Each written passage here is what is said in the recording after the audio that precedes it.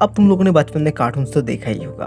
उनमें से कुछ कार्टून में हमें थोड़ा बहुत कैरेक्टर्स के बीच में एक लव एंगल देखने को मिलता था, जैसे कि डोरेमोन में नोबिता एंड शिजुका, निंजा हथौड़ी में केनिची निमिको जैसे और भी कई कार्टून कैरेक्टर्स। अब नोबिता तो लकी था, उसे शिजुका मिल गया था, लेकिन कुछ ऐसे कार्टून कैरेक्टर्स हैं जिनके बीच में लव एंगल तो दिखाया गया लेकिन चीजें उनके बीच में आगे नहीं बढ़ी। तो उन्हीं कुछ चाइल्डहुड कार्टून की अनफिनिश्ड लव स्टोरीज के बारे में इस वीडियो में बात करने वाले हैं। तो मैं स्टार्ट करूंगा उस कार्टून से बचपन में जिस कार्टून की लव स्टोरी के लिए मैं सबसे ज्यादा एक्साइटेड था, ग्रेविटी फॉल्स कार्टून से डिपर एंड पेसिफिका। अब डिपर है ग्रेविटी फॉल्स का मेन कैरेक्टर एंड उसका जुड़वा बहन मेबल की एनिमी या राइवल की तरह पेसिफिका को सेटअप किया गया था। पेसिफिका का फर्स्ट अपीयरेंस होता है डबल डिपर नाम के एक एपिसोड में, जहाँ पे पेसिफिका को एक रिच लड़की दिखाया गया था।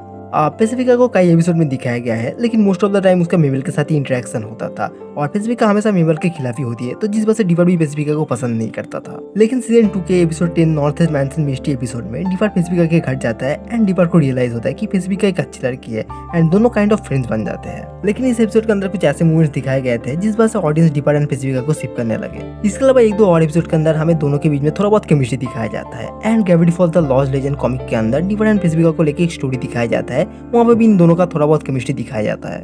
अब सो तो खत्म हो गया एंड हमें डिपर एंड पेसिफिका का आधा अधूरी स्टोरी ही दिखाया गया। क्या next year Dipper Gravity Falls वापस आया और डिपर एंड पेसिफिका के बीच में कुछ हुआ, हमें आगे कुछ भी बताया नहीं गया है, तो जिस बात से एक अनफिनिश्ड लव स्टोरी है। किक बटर्स की कार्टून से किक एंड कैंडल।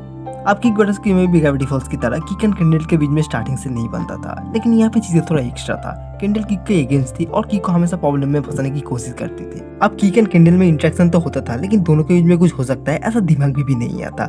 लेकिन धीरे धीरे कैंडल हिंट्स देने लगी कि वो किक को लाइक करती है एंड एक एपिसोड के अंदर कुछ स्टूडेंट्स को पनिशमेंट मिलता है और उन स्टूडेंट में किक एंड कैंडल भी थे, लेकिन किस रीजन की वजह से कैंडल को पनिशमेंट मिलता है कैंडल को किसी को नहीं बताती। लेकिन एपिसोड के एंड में हमें दिखाई जाता है कि कैंडल को पनिशमेंट मिलता है। कैंडल ने मार्कस से एक जगह पे आई लव केबी लिखा था और यहाँ से हम ऑडियंस को पता चलता है कि किक एंड कैंडल में कुछ हो सकता है। इसके अलावा और भी कई एपिसोड में हमें दोनों के बीच में केमिस्ट्री दिखता है और मोस्टली ये चीज हमें कैंडल की तरफ से देखने को मिलता था। और एक एपिसोड के अंदर कैंडल किक की फोटो खरीद के गले लगाती है एंड इन सारी चीजों की वजह से ऑडियंस किक एंड कैंडल को शिप करने लगे and audience kick and candle की जोड़ी को काफी ज्यादा पसंद करते थे। लेकिन अफसोस की गर्ल्स की कार्टून जहाँ पे एंड हुआ, हमें कभी पता ही नहीं चला कि किक एंड कैंडल का भी रिलेशनशिप में आए या नहीं।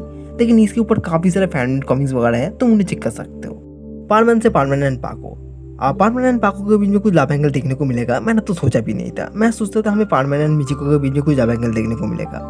अब इस तरीके के बाकी कार्टून्स में ऐसा ही होता है, जैसे कि डोरेमोन में ग्रुप होता है, वहाँ पे नोबिता एंड शिजुका का लव एंगल हमें देखने को मिलता है। निंजा हथौड़ी में केनिची निमिको, किदेसु में किदेसु एंड मियोको एंड ऐसे ही और भी कई कार्टून्स। लेकिन बाद में हमें पारमैन एंड पाको का लव एंगल देखने को मिल जाता है। अब एक एपिसोड में पारमैन बेहोश होता है एंड पाको उसे किस करके बचाती है। एक एपिसोड में पाको एक तरीके से पारमैन से कन्फेस करती है एंड ऐसे और भी कुछ एपिसोड के अंदर हमें दोनों के बीच में केमिस्ट्री दिखाया जाता है। और पारमैन के मूवीज में तो इस चीज को और भी अच्छी तरीके से दिखाया जाता है। अब तुम्हें डोरेमोन का वो एपिसोड याद है जहाँ पे सुमिरे हुसैनो मतलब पाको नोबिता को मित्सुओ मतलब पारमैन का फोटो दिखा के बोलती है मित्सुओ उसके लिए स्पेशल है, लेकिन सुमिरे ये भी बोलती है मित्सुओ अब यहाँ पे नहीं है। तो यहाँ पे मुझे दो पॉसिबिलिटीज लगता है।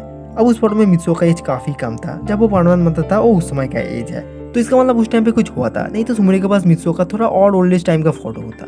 तो मुझे लगता है मित्सुओ किसी और प्लेनेट पे चला गया होगा या उसका डेथ हो चुका होगा। तो ये भी एक अनफिनिश्ड लव स्टोरी है। बेंटन से बेन एंड जूली। अब देखो मैंने तो जूली को भाभी मान लिया था, क्योंकि बेन एंड जूली का बॉन्ड हमें बहुत अच्छी तरीके से दिखाया गया था। दोनों को एक साथ काफी ज्यादा स्क्रीन टाइम मिला था, दोनों साथ में इवेंट से फाइट करते थे एंड दोनों डेट भी कर रहे थे। लेकिन ओमनिवर्स सीरीज में दोनों का ब्रेकअप हो जाता है और वो भी बेन की गलती की वजह से। अब देखो मुझे एक बार लगा था बेन एंड जूली का ब्रेकअप हो जाएगा, क्योंकि बेंटन क्लासिक सीरीज में हमें एक एपिसोड के अंदर बेन का सॉन्ग देखने को मिला था और उसका स्किन का कलर थोड़ा डार्क था एंड ओमनिवर्स सीरीज में ये चीज कंफर्म भी हो गया था। बेन एंड का रिलेशनशिप में आ गए थे और दोनों फ्यूचर में शादी भी करेंगे। पहले से ही डिसाइड था Ben and Julie end up नहीं करेंगे, अब क्या ही बोल सकते हैं। पोकेमॉन से ऐश एंड मिस्टी। अब तुमने पोकेमॉन स्टार्टिंग से देखा है तो तुम्हें पता ही होगा ऐश एंड मिस्टी ने पोकेमॉन के स्टार्टिंग से एक साथ जर्नी किया था और इस जर्नी के बीच बीच में हमें कई बार दिखाया गया है मिस्टी ऐश को सिर्फ ऐसा फ्रेंड की तरह नहीं देखती और ऑडियंस भी ऐश एंड मिस्टी के बीच में एक लव एंगल देखना चाहते थे, लेकिन इन सब के बीच में सेरीना आ गई और इसके बाद मोस्ट ऑफ द ऑडियंस ने अपना पार्टी बदल लिया। वो अब ऐश एंड सेरीना के बीच में केमिस्ट्री देखना चाहते हैं और उन ऑडियंस में मैं भी था एंड ऑडियंस ने सेरीना को इतना ज्यादा पसंद किया कि पोकेमॉन वालों ने जब ऐश एंड मिस्टी को पोकेमॉन जार्निस एंड पोकेमॉन सानानून में मिलाया था, तब हमें ऐसा देखने को मिला कि दोनों के बीच में कभी कोई लव एंगल बना ही नहीं, तो जिस वजह से मुझे लगता है दोनों कभी रिलेशनशिप में भी नहीं आएंगे। तो ये भी एक अनफिनिश्ड लव स्टोरी है। तो बस यही, लेकिन ऐसे और भी कार्टून्स हैं जिनमें हमें अनफिनिश्ड लव स्टोरीज देखने को मिलते हैं। अगर ये वीडियो चल जाए तो शायद मैं कभी इसका पार्ट 2 भी लाऊंगा। तो तुम अपने बचपन के कौन से कार्टून्स का अनफिनिश्ड लव स्टोरी को फिनिश होते देखना चाहते हो, तुम कमेंट में बता सकते हो।